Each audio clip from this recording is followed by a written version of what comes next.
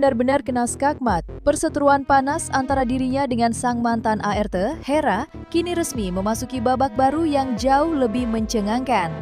Tak main-main, konflik domestik ini langsung berubah menjadi urusan negara. Secara mengejutkan, Komisi 3 DPR RI bersama Lembaga Perlindungan Saksi dan Korban atau LPSK kini resmi turun tangan dan pasang badan untuk melindungi Hera. Langkah ekstrim dari parlemen ini membuat laporan hukum yang diajukan Erin dipastikan bakal mandek dan tidak akan diproses oleh kepolisian. Di sisi lain, Erin yang meradang langsung menantang balik dan mengaku siap membeberkan bukti 100%. Lantas, apa yang membuat lembaga tinggi negara sampai harus turun gunung membela sang mantan ART? Dan bagaimana nasib Erin selanjutnya? Ini dia 5 fakta panas, hancurnya peluang damai Erin versus ex-ART yang berhasil kami rangkum.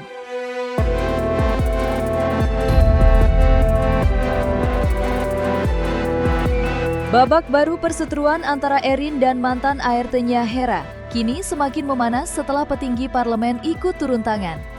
Secara mengejutkan, Ketua Komisi 3 DPR RI Habibur Rahman secara tegas meminta Kapolres Metro Jakarta Selatan untuk tidak memproses laporan polisi yang diajukan oleh Erin terhadap sang mantan ART.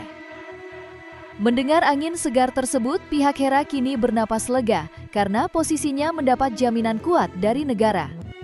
Namun di sisi lain, Erin justru menunjukkan reaksi tak terduga. Lantas, apa yang membuat Komisi 3 DPR RI begitu pasang badan untuk Hera? Dan bukti apa yang sebenarnya disembunyikan oleh Erin?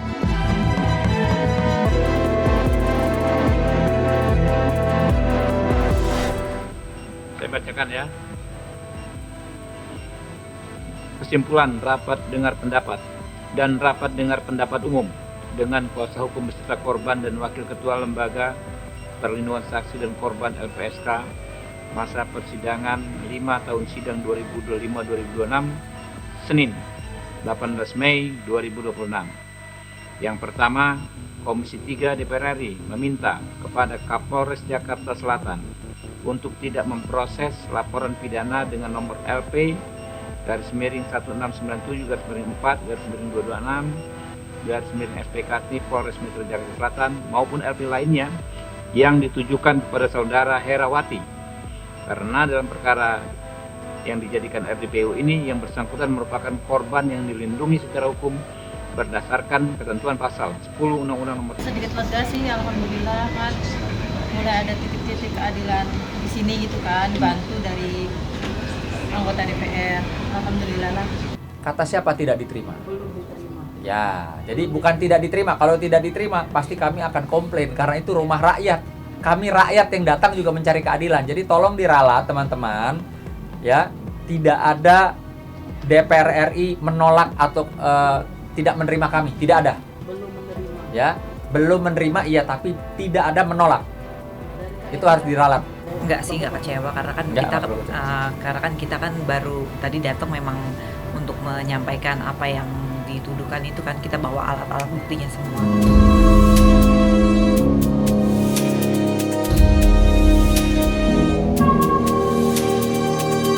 Tekanan hukum kini berbalik arah dan siap menghantam Erin dengan kekuatan penuh.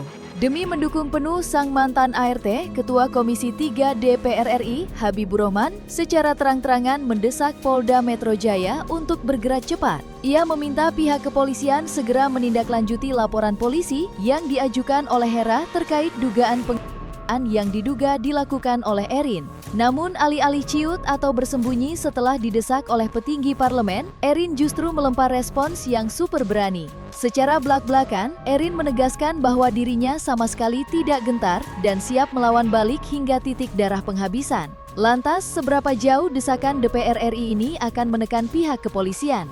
Dan strategi apa yang disiapkan Erin untuk menghadapi gempuran hukum ini?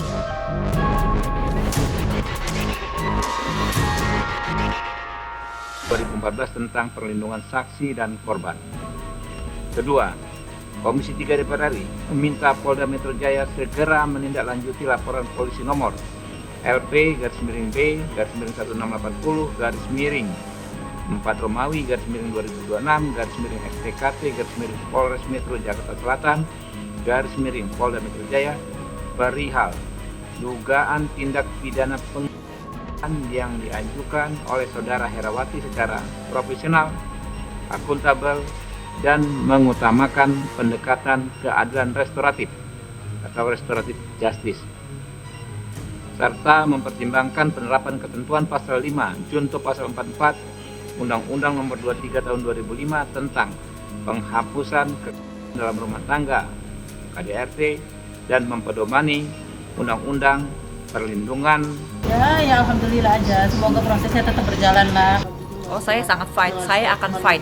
Apa haknya dia untuk berkata seperti itu? Nggak, artinya gini loh. Tentunya kan klien kami juga menginginkan sesuatu hal yang bersifat berimbang. Ya. Gitu. Artinya ketika berimbang di sini adalah ya kami pun tentunya memiliki aspirasi sebagai rumah rakyat tadi. Karena saya punya bukti yang sangat valid.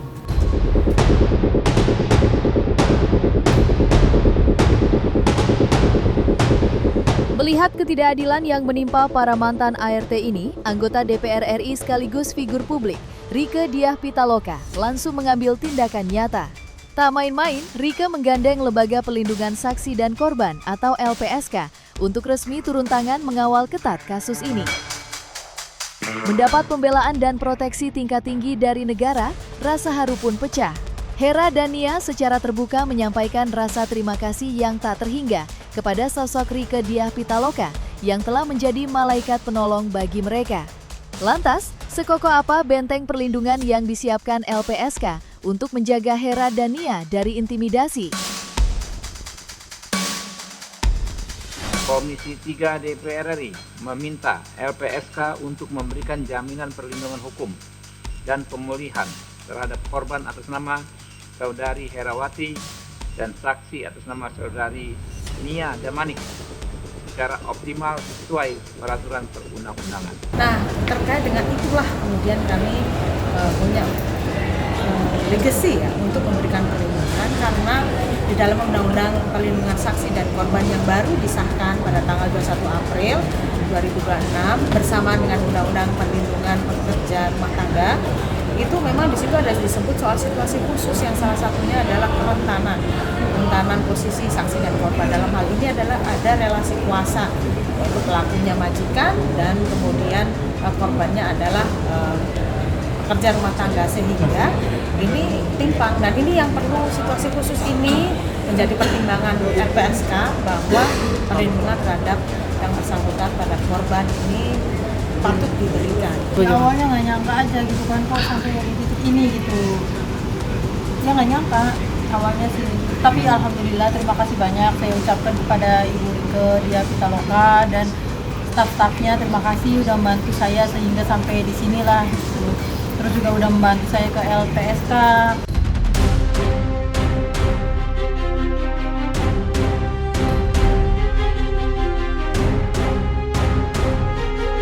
Merasa disudutkan secara sepihak, Erin bersama kuasa hukumnya Sunan Kalijaga secara terbuka menyatakan tidak terima. Tak main-main, kubu Erin kini langsung melayangkan tantangan balik yang sangat berani kepada Komisi 3 DPR RI. Bukan sekadar gertakan sambal, Sunan Kalijaga mendesak agar DPR RI segera mengundang pihak mereka secara resmi. Erin menuntut keadilan dari dua sisi dan mengaku sudah siap hadir membawa bukti 100% yang diklaim akan membongkar fakta yang sebenarnya. Lantas, akankah DPR RI berani menyambut tantangan terbuka dari Erin dan Sunan Kalijaga? Dan bukti maut apa yang siap dibeberkan ke hadapan para anggota dewan? Tolonglah, kami memohon, undang kami juga, ya, undang kami juga, sehingga perwakilan rakyat ini harus berada di tengah, gitu loh. Ingat, yang sedang berkonflik dengan hukum ini adalah rakyat dengan rakyat. Ibu Hera rakyat, Ibu Erin juga rakyat. Bukan sepihak. Jadi wakil rakyat itu seyogyanya berdiri di tengah, mendengarkan ke semuanya, melihat alat bukti ke semuanya, kedua belah pihak. Lalu mempersilahkan keduanya melakukan upaya hukum. Nah, itulah upaya hukum itulah yang dikawal. Ya, lalu melakukan proses-proses hukum sehingga nanti akan terlihat siapa yang benar, siapa yang salah. Ini kan belum ada putusan pengadilan, belum ada proses hukum yang berjalan gitu loh. Buktinya yang dikasih tahu, Mbak. Iya. Apa sih isinya ini, Mbak? Ini selama dia masuk dari awal, dia masuk. Nggak, ini apa? CCTV? Ini adalah bukti CCTV yang sudah saya pindahkan dari CCTV di rumah ke hard disk. Dan ini adalah selama 3 minggu dia berawal dari kerja di rumah, masuk sampai terakhir dia keluar dari rumah. Di sini semua kegiatan saya ada 14 kamera yang katanya saya pisau, yang katanya saya mencek, yang katanya saya mencakar, yang katanya saya dia, semua ada di sini. Termasuk masalah handphonenya. Ya, termasuk masalah handphonenya. Di sini juga ada buktinya, yang katanya saya banting, di sini ada. Saya ambil, saya pegang, dan ada saksi di rumah, pembantu juga 2. Terkait itu mungkin semua punya hak, bisa mau mengajukan pendapat ke Komisi 3, itu semua punya hak. Kita nggak ada batasan persoalan itu, semua punya hak. Kalau mereka mau mengajukan pendapat ke Komisi 3, ya silakan saja. Kita tidak ada halangan untuk itu.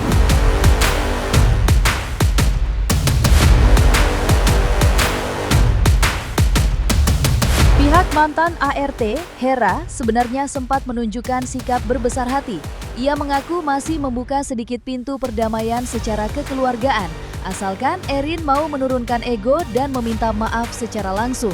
Namun, bagayung yang tak bersambut, kebaikan Hera justru langsung dihantam tembok besar. Dengan nada ketus dan penuh percaya diri, Erin secara tegas menyatakan bahwa dirinya tidak akan pernah sudi mengambil jalur damai. Lantas, apa yang membuat Erin begitu kekeh menolak berdamai dan memilih bertarung habis-habisan? Apakah keputusannya ini akan menjadi bumerang maut? Kalau pihak sananya ada etikat baik untuk berdamai, ya saya membuka ruang hati saya buat menerimanya gitu. Ya kan selebihnya itu ada dari lawyer saya gitu kan, seperti itu. Saya kurang ngerti kalau kayak gitu, tapi kalau pihak sana minta damai ya saya terima dengan lapang dada lah. Terkait ruang-ruang perdamaian itu begini ya, itu belum bisa kami jawab mengenai itu. Yang kedua, memang tadi dari Komisi 3 menyampaikan bahwa ya tetap menunjukkan bahwa mengutamakan perdamaian. Tapi ya kita lihat nanti lah ya, kita belum bisa masuk ke ranah itu. Tidak, saya akan berjuang terus. Ya, intinya kita akan melakukan upaya-upaya hukum yang lainnya ya. Iya. Jadi perjuangan Ibu Erin juga sebagai rakyat dalam hal ini juga akan terus berjuang. Mana keadilannya? Ya, akan terus Jangan. berjuang gitu. Jadi ya masing-masing pihak ya tentunya punya pendapat, masing-masing pihak juga punya kebijakan. Ya silahkan aja, kami juga akan terus melakukan upaya hukum. Iya. Tentunya dengan alat bukti dan fakta. Iya. Jadi kami akan menyajikan alat bukti, Bukan fakta, sekedar kejadian, omong-omong, ya bukan sekedar omong atau membuat laporan balik yang tidak gitu. Pasti kita pengen berikan ekspresi mengedepankan estetika. jelas tadi mendengarkan.